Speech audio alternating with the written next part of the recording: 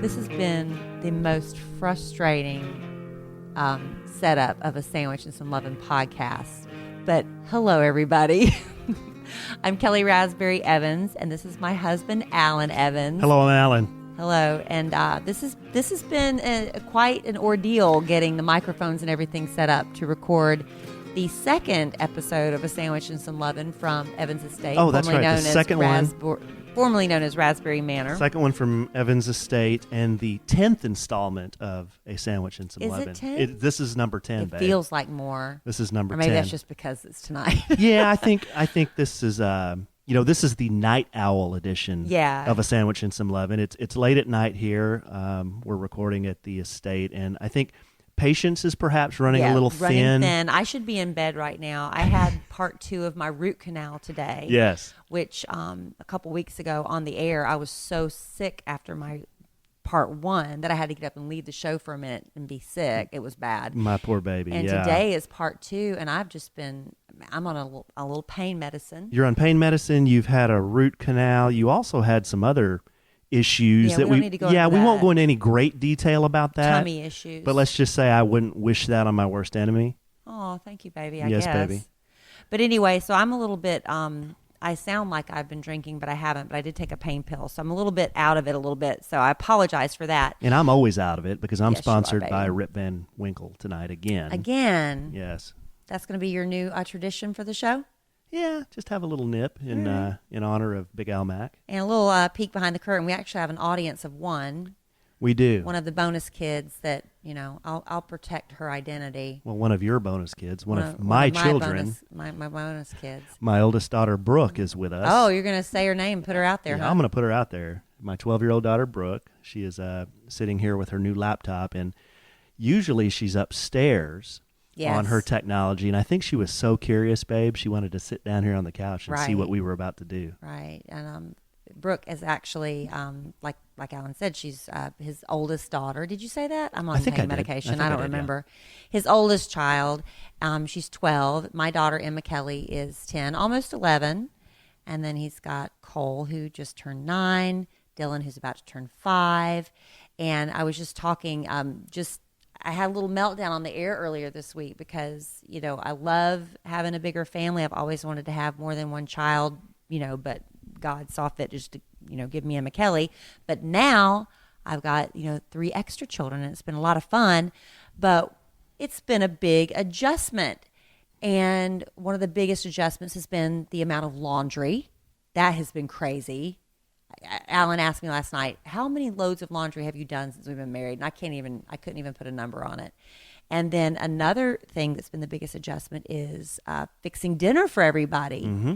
That's been a huge adjustment because for me and Emma Kelly, it's always, I wasn't mom of the year. I wasn't out there growing my own herbs and, doing all the gluten-free and healthy alternatives. If she wanted chicken nuggets, she had chicken nuggets. And macaroni and cheese is a big player in the family. But it was easy. I just make her something and then make me something and we go about our business. But I wanted to be, more family focused with all these kids now. And it's been hard. Yeah. Yeah, I witnessed you getting a little frustrated the other night trying to time a dinner and get that all together. And, you're going from, like you said, fixing food for 2 people. Yeah, really fixing for 1 because I would just eat fixing whatever. for 1, and now you're going to fixing for 6. Yeah, it's been tough. And, it's figuring out what Alan's children will eat because I don't know their palates.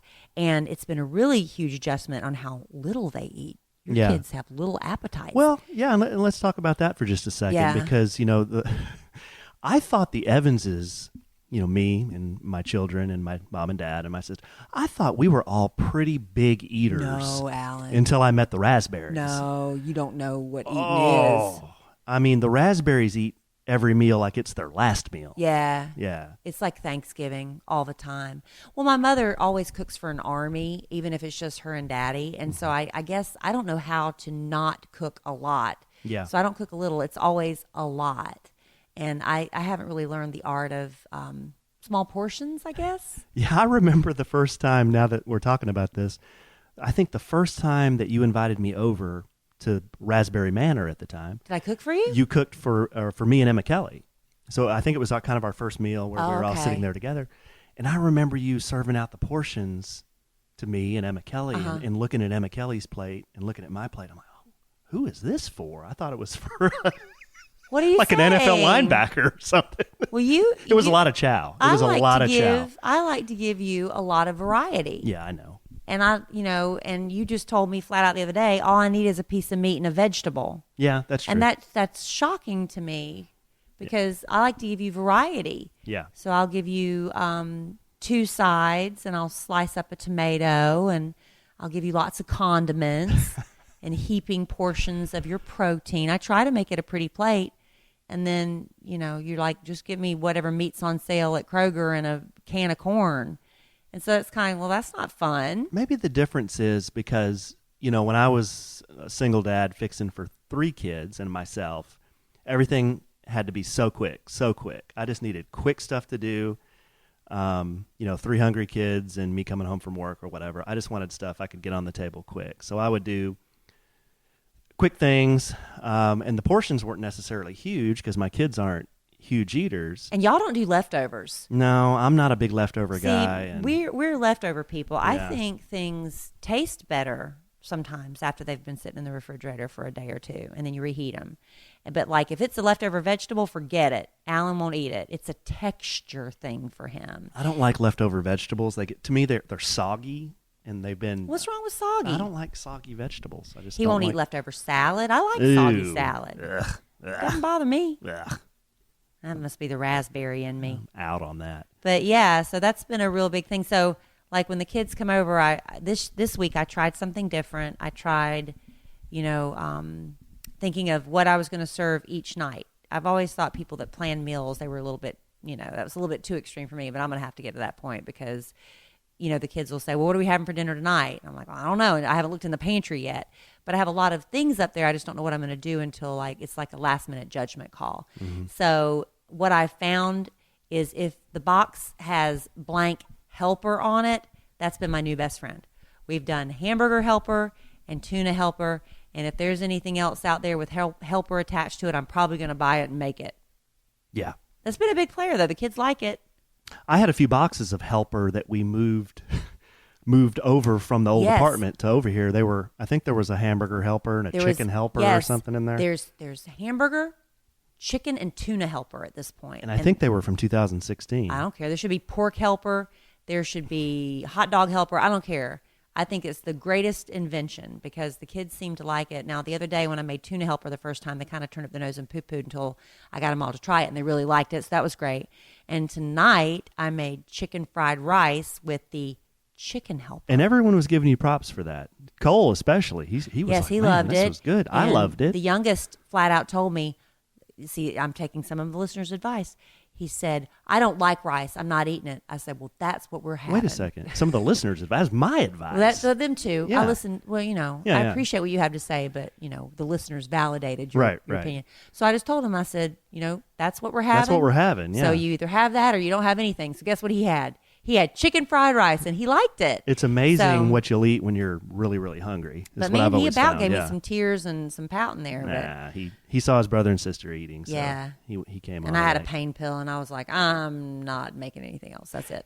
Going back to what you were saying, babe, about planning meals, I think that's really smart. And one thing we haven't done yet, we've only been married a month today. Yes, happy anniversary. Happy anniversary, yes. And we're not, everybody's like, oh, you give JC and Kinsey such a hard time. We're not going to do every month or anything, but JC and Kinsey celebrate every anniversary, like the anniversary of their first kiss, the anniversary of the first time he saw her boobies. Sorry, Brooke. The anniversary of the first time he was able to buy a taco without using the coupon on their date. That's the kind of, they celebrate everything. Oh, so okay. we do give them a hard time about that. They're a lovely couple. They just are probably having fun with it. But we'll probably do the same thing in a lot of ways. Y'all can make fun of us too. It's fair. Sure. But anyway, back to what I was saying. We've been married a month. We haven't hit our groove on grocery shopping. Right. So you've been doing most of the grocery all of the grocery shopping. Yes, thank you, baby. Yes. I will admit, I cannot stand going to the grocery store. I love it. I cannot stand it, but I will do it with you. I love it. If you would like me to come with you, I'll be happy to come with you. I just haven't done that yet. I would love you to come in. I've been begging you since we've basically started dating and became an official couple to go with me to Costco. Yeah, I want you to go. Done Costco yet. See, we have to do that on the weekends because Kelly's work schedule, she's off of work pretty early. I'm off of work pretty late. So she usually goes to the grocery store in the middle of the day. Yeah. But, I'll be happy to go shopping because with you. they have a lot of pre-prepared stuff like, ready to just pop in the oven. And I want to do some of that too. Yeah, those ribs that we get at Costco. Yeah, Curly's Tell ribs. everybody If about you've those. never had them, we went to a friend's house and they had Curly's ribs. And I thought you could only get them at Costco, but the other day I saw them in Kroger. They had them too. And they're not cheap. They're not ridiculously expensive, but they're pre-cooked ribs. The sauce and everything's on them. And you just have to throw them on the grill. And they are just incredible. Meat falls off the bone. So I love doing that. That's really good. So They're Curly's ribs, we highly recommend those. Highly recommend. And they're really good too because they're did you say they're pre-cooked? They're pre-cooked. Yeah, they're pre-cooked. Yeah. So all you have to do is throw them on the grill for 5 minutes aside and heat them up and they're done. Yeah, you can do them in the oven too, I guess. But there's something about being on the grill. So good. So I guess the point we're trying to make is we like quick, easy things. Well, I wish I was more. I just wish I was. I wish I wanted to be in the kitchen. Honestly, I don't. My mother's a fabulous cook. She learned from my grandmama Rasberry how to cook, because her Mother Price, she cooked things, but it was just they wasn't good. Let's just be honest. She's the one that if there was a bunch of leftovers in the refrigerator, she'd put them all in a pan, form a loaf, and you had loaf for dinner. And you didn't know what was in it, but I guarantee you, 99% of the time there was a chewed off toothpick in there with it. They always ended up in it. The but name anyway, of it was loaf. Loaf. She would just call it loaf. We're having loaf, and she would make her own TV dinners. She would buy the frozen entrees, like the Hungry Man's and stuff that used to come in the tinfoil tins.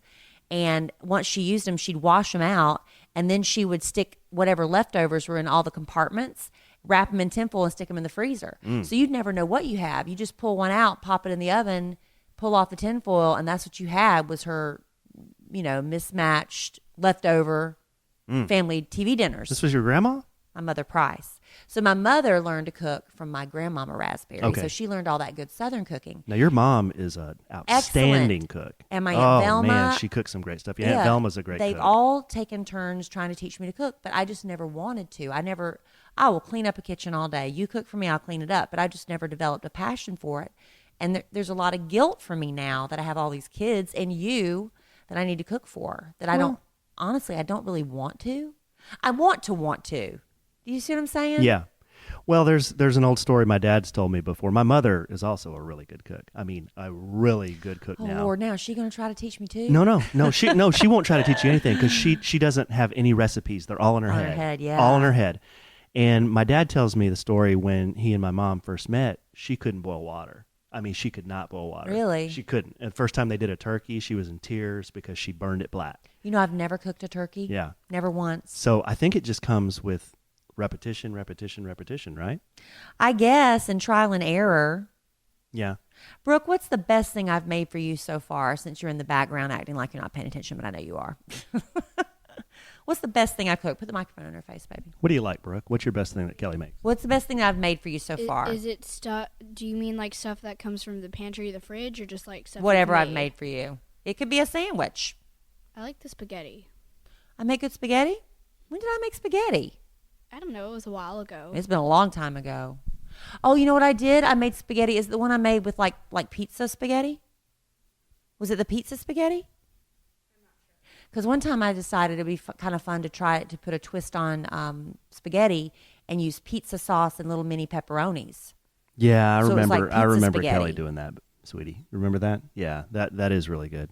Well, that that's is really good good. to know. Yeah, that's a good one. What's to know. the worst thing I've made, Brooke? What did you not like that you don't want me to make again? I put you on the spot. She's not going to say anything Yeah. bad about Kelly's Well, no, it cooking. didn't hurt my feelings. I mean, I really don't know. Like, I don't remember anything that I didn't like. You appreciate that I just do it, right? Right. Way to put her on the spot, babe. Well, no, I just was curious. No, that's good. Sometimes the best things are those quick things. So I brought some more show content, babe. You did. Thank you, honey. Yeah, Is I that did. Did I tell you my tooth hurts? Yeah, I know your tooth hurts. And I took a pain pill. No, well, yeah, you told me that. Yeah. So, yeah, I'll put you on my back here for just a little bit. Thank you. Honey, carry me. I'm going to carry you to the promised land. No, I posted a picture last night. Okay, last night I made for the family something that I had been promoting to you for a long time. Yeah. You don't understand. Baked chicken. People listening in podcast land. Yes. How long Alan has been telling me about his special chicken. Yeah. He has built this chicken up for a year. I would say a solid year. And I said, when I get a chance, I'm going to make it for you. And after a year, he finally had his chance. Here, hold on. Brooke just said something. What did you say, Brooke? Oh, I said it's delicious. Thank you. It's Yes. delicious. Yes. I'm so proud And of the that. parts of it that were cooked were delicious. Okay. She's always got to find something to pick No, at. it was good. I was so appreciative that you did it. Really, I was. And it's just the $10,000 oven that you have doesn't It's heat. not a It doesn't heat $10,000 to the temperature it's supposed to heat to. yes, that's true. My oven sucks. I completely remodeled the kitchen a couple years ago. Bought these really great appliances. It takes forever for my oven to heat up, and it doesn't heat right. I don't know what to do about it. It wasn't a problem. It wasn't a problem. Well, it was except for the raw parts of the chicken. Yeah, so we threw those in the microwave. So he's telling his kids just eat around those parts. I've probably, and here's the deal, I've probably made this chicken for my children, I don't know, 100 times. And I was telling Kelly, they've never gotten sick. I've never gotten sick. Yeah. We'll throw the underdone parts in the microwave. No, it was really, honestly, it was really juicy and the flavor was great. I really did enjoy it. So I posted a picture of it on our, we now have a Facebook page for Yeah. A Sandwich and Some Lovin', and I posted Alan it on our has the Instagram site for the A Sandwich Instagram and too, Some yeah. Lovin'. So anyway, it's a recipe that my dad, he used to make this for me as a kid. It's real simple, so I'm just going to give it to you really quick because a lot of people have been asking. So I call it Alan's Baked Chicken. It's really my dad's recipe. It takes about an hour and a half.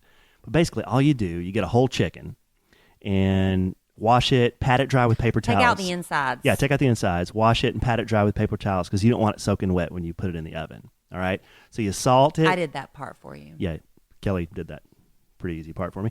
And then you salt the It's not inside and easy. the outside Reaching into a with chicken and pulling out heart and liver and organs was not easy. and then you salt the inside and outside with garlic salt and coarse black pepper, and then put it in a big Pyrex dish. Okay, and then you're going to need celery. Does it have to be Pyrex? Well, just like a glass dish. It has to be glass. I've always done it in a glass dish.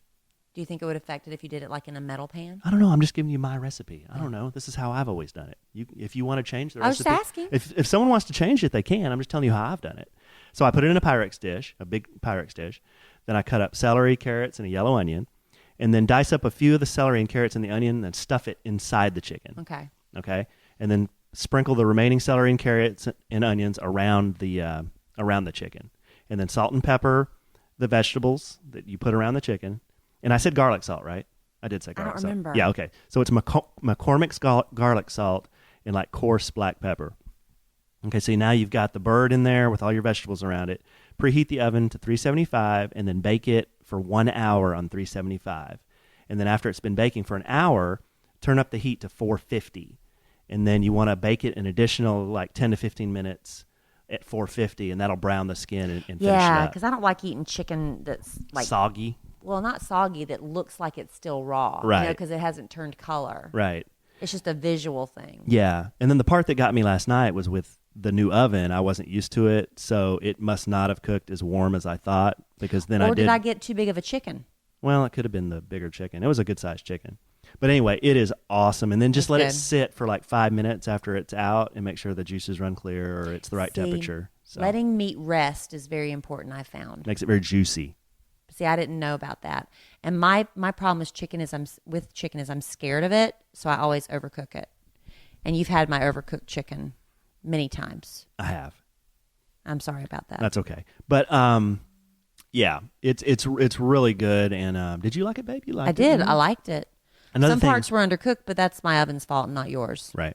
Yeah, I'm blaming that on the oven. And then the other part I did, I steamed a pot of rice, and then we had white rice. And then You have a rice cooker. Yeah, so I brought that into the relationship. So we had white rice on the side, and then as you're baking the chicken, it's going to create a lot of juice, and it's going to smell so good. It'll make your entire house smell good. It smelled like Thanksgiving. Oh my gosh, it smelled so good. And then you kind of pour the juices and the celery and carrots and onions over your rice. Oh, so good. It'll make you slap your granny. What, Brooke? I could smell it from my room. Brooke said she could smell it from her room. That's we live in a mansion. I had to travel a long way. That's right.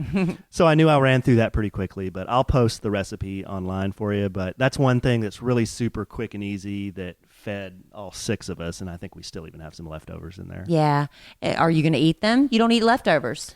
I'll eat meat leftover. Like ribs leftover are really good. Fried chicken leftover is good. I'll eat this baked chicken leftover. But I won't eat vegetables leftover. Well, I know after we talked about it on the radio the other day, a lot of listeners, and I just haven't had time to go through everything, but a lot of listeners posted really quick crock pot recipe ideas. Like where you just throw like 2 or 3 things in the crock pot and turn it on and just leave, which I'm afraid to leave crock pot cooking all day. I come home, my house be burned down, but I haven't heard any horror stories, but that's just what I think. But anyway, so I'm going to go through those and try to get some of the listeners' recipes too. Yeah, that's one thing I've never got into is crock pot cooking. I know it's supposed to be easy. Supposed to be. I had a crock pot for 2 years, or 3 things. Never used it. It's supposed to be 2 or 3 things, and you've got a gourmet meal. Yeah. I tried one time cooking a crock pot meal for you, and I did a low country boil. Remember? That was outstanding. How come we haven't had that again? You know what? That was the first time I'd ever tried it. Oh, I forgot about that. I remember I ate. Carolyn was still here when Carolyn, one of Kelly's friends, was living here, and she was still here when we had that. And I remember us sitting there eating with Carolyn. I must have had 4 servings of that. Yeah, you ate all of it. Burst after I ate all Yeah, that. it just, you know what? It was the recipe that came with the crock pot. Yeah. And I'm from the South, and we did low country boils all the time, but I was never in charge of one. Mm-hmm. And so I just followed the recipe, and it turned out great, right? Oh, it was really good. I want you to do that again, please. Okay, I will. Will you do that again? I will. I have to find the recipe book. I can just look it up online. Okay. And you've also made a couple of quick, easy things. Maybe you should tell everybody about. I think you've mentioned the eggs and the chicken dish. That's really good. One day I was walking through Costco without Alan because he hasn't gone with me yet. And they, at the end of the aisle, they had this big display of canned chicken, but it was with barbecue sauce on it, like a hot sauce.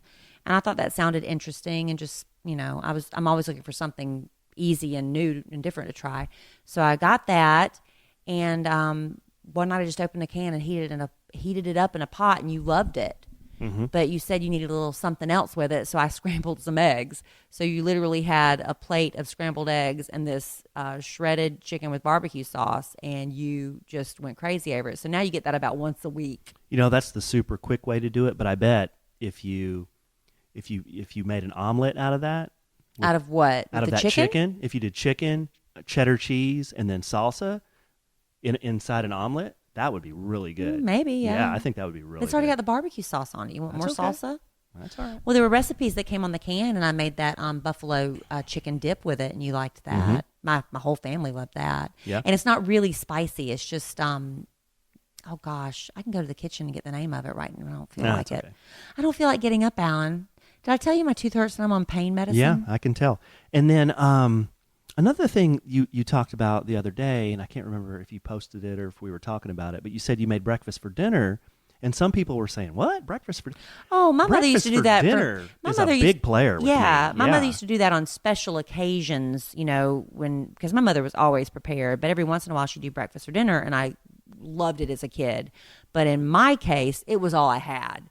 And so the kids had bacon, which, one of our listeners went on our registry and sent us the microwave bacon rack. Mm-hmm. I forgot. Mm-hmm. So I could have used that.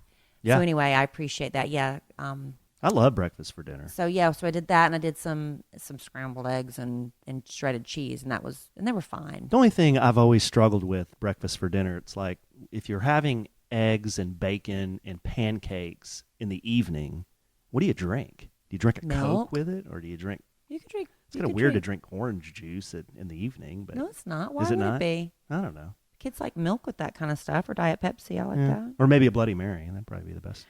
Sure. Yeah. Okay. So anyway, those are some quick things. What else were we going to talk about, babe? On the eating podcast, we're going to talk about eating out, weren't we? Yeah, we're big fans of eating out, but it's just so expensive with all the kids and everything. That's the hardest part. We went somewhere the other day. I think we just went to kind of a chain Italian place, enrolled you and me and 4 kids in there. It's absurd. And all of us just got kind of the standard entree. You and I didn't have any cocktails. No. And we rolled out of there like $125 later. Absurd. And I love eating out. And I do too. I just love the whole experience of eating out. And even if the kids are ordering off, well, most of the kids ordering off the kids menu, not all the kids do that. Yeah, and that's something we could maybe address while Brooke is sitting here with us. Oh, she loves when we address that. Oh, and I don't know if any of you have a son or daughter who's kind of that in-between age. So, Brooke is 12. So, they don't really want to order off the kids menu, but then if they order an adult entree, it's like $20. So, right. So what do? So Brooke really enjoys ordering off the adult menu. Yeah, she does. She really does. I think she just likes the food better. But the only thing is when you eat out and you order off the adult menu, it's huge portions. Yeah. So that's one thing we've kind of been struggling with, right, Brookie? Yeah, she's not struggling. She's not struggling. She's not struggling. She gets what she wants. But the other 3 seem to be fine ordering off the kids menu no, still. it's been fine, but it is expensive, so we can't do that quite as much as we would like to. But yeah, Brooke always orders like, I'll have the jumbo captain's platter, right, with the fully loaded baked potato. Yeah. Yeah, I'll have the. Does it cost extra to upgrade to the sweet potato fries? Yes, it does. Oh, then I'll have the those. sweet potato fries, sure. Yeah, I'd like the Mexico City platter. Yes. Oh, that's the one with ribs, beef, chicken, and shrimp. Yes, that's the one I want. I'll have can I get guacamole on the side? Well, that's an upcharge. Oh, that's fine. I'll do that. Why not? Free refills? No. Oh, that's fine too. We're just giving. No, we give her a hard time. She can order whatever she wants. She orders whatever she wants.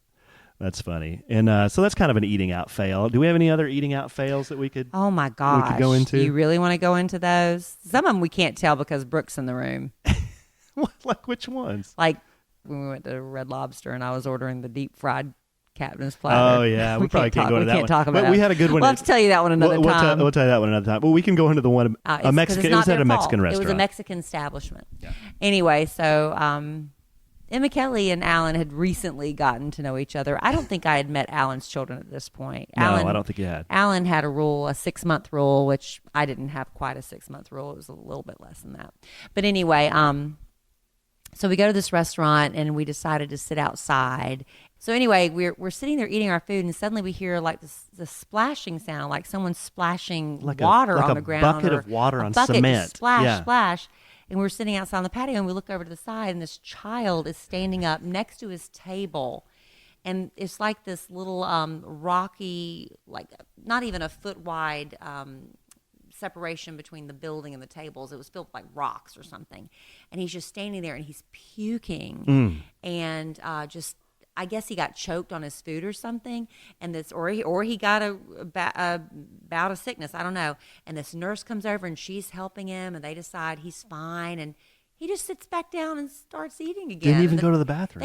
He never left the table. The family just sat back down and I'm like, oh my God. Yeah, that was bizarre. And they just sat down like nothing ever happened, and he just stood there next to the table. That was bizarre. And thrown up. And so then, as we're finally getting up to leave, because it had been not the best service in the world. My daughter just trips on over nothing. Poor girl. We're literally walking out, and she just face plants, knees to face on the floor. And my daughter is too big to be carried at this point. And I still managed to pick her up and haul her to the car. She's screaming. Carried her through the restaurant. We're practically stepping over vomit to get out. Yeah. It was just a disaster. And that was right after you first met my daughter. Yeah, that was maybe 2 or 3 months into it. Yeah, that was not a lot of fun.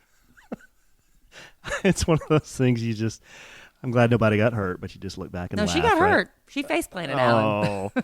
Well, I remember there was a lot of drama, but there was a lot of drama. She was okay. Yeah, that was a fail. And then we had the episode at a fast food chicken restaurant. Oh my gosh, that was on my watch. That was on your watch. That was awful. My poor son Cole, I've told him a million times, don't run up the slide the wrong way. He's in the play place. He runs up the slide the wrong way. Immediately.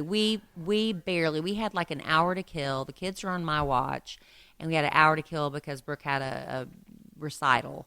And so I was like, well, let's just go to It's okay to say Chick-fil-A. I mean, that's not a big deal. Went to Chick-fil-A because it's not Chick-fil-A's fault either. And so they eat. They want to go play, and I'm barely getting, the youngest one's shoes off, and I hear wham, and I look up, and Cole is just sitting there, and he's holding his head, and he just looks at me with terror in his face, and he comes running out. He's like, I hit my head, and the waterworks just start. And I was like, you got to move your hand, bud. You got to move your hand. I got to see it. And when he took his hand away, I was like, oh, my gosh. He had this huge gash in his head. So everybody comes running over. Thankfully, there was a man that walked in that happened to be wearing scrubs. I didn't know what kind of doctor he was, but he was wearing scrubs. I was like, you know more than I do. And basically, I had to take him to the little Care Now Center right up the road or whatever. But, yeah, I had to get stitches in his head. It was not stitches, staples. Staples, yeah. In his head. And this was up in a suburb of Dallas in Allen, Texas. And I was working down in Dallas, and Kelly called me, and I was at work, and it was during rush hour. So I just left work immediately and tried to get up to the Care Now, and I couldn't get up there in time. And he had already had his staples in. And they're like, "Are you his guardian?" I was like, "Well, I guess I am by default." No, you are, but I'm not his mother, and I didn't know if I had any kind of rights to say, "Yeah, put a staple in his head." It was just awful. But your ex-wife was really cool about it because I don't know if here I am. Here's your son back. I'm sorry I broke him. She was like, "Oh, accidents happen." Well, so I was really appreciative of that reaction. He was okay, and he's got a scar under his hairline, but and scars are sexy. He's not okay. necessarily on a 9-year-old, but eventually, one day, it'll be sexy. That's right. So we've got the Chewy story, we've got the Chick-fil-A story, and all of these involve. Sounds like the letters CH. What's that? Ch. Oh, That's what they have in common. I was going to say bodily fluid, but oh, okay. Well, I was thinking the ch. I guess the moral of the story here is you should always wash your hands. That's the moral of the story? Before you eat, yeah. Because I have a story here. I'll finish this off. How is that the moral of the story? Because you're in a restaurant, somebody throws up on the ground. Who knows where that ended up? You have another one, Chick-fil-A, where a poor kid cuts his head, and there's blood and stuff everywhere, and you're in there, and so you should wash your hands. Okay, that's the moral of the story. No, here's what will prove that this is the moral of the story. Okay. So about 2 years ago, this is before we met. I don't know if I've ever told you this story, but this is before you and I met. So Cole would have been about he'd have been about 6, I guess, and Dylan would have been about 2, and I was doing the the single dad thing on Friday night. I took the boys to a McDonald's, and I think Brooke was spending the night with somebody because it was just me and the guys. So we go into McDonald's, we have a nice meal, and they asked if they can go to the play place. I say, sure, guys. So they run into the play place. So I'm just sitting out there, on my phone or watching them play or whatever. And after about 10 minutes, Cole comes running out of the play place, and he looks like there's something wrong. And I thought he got hurt or something, but he's holding something in his hands. I'm like, what's wrong, buddy?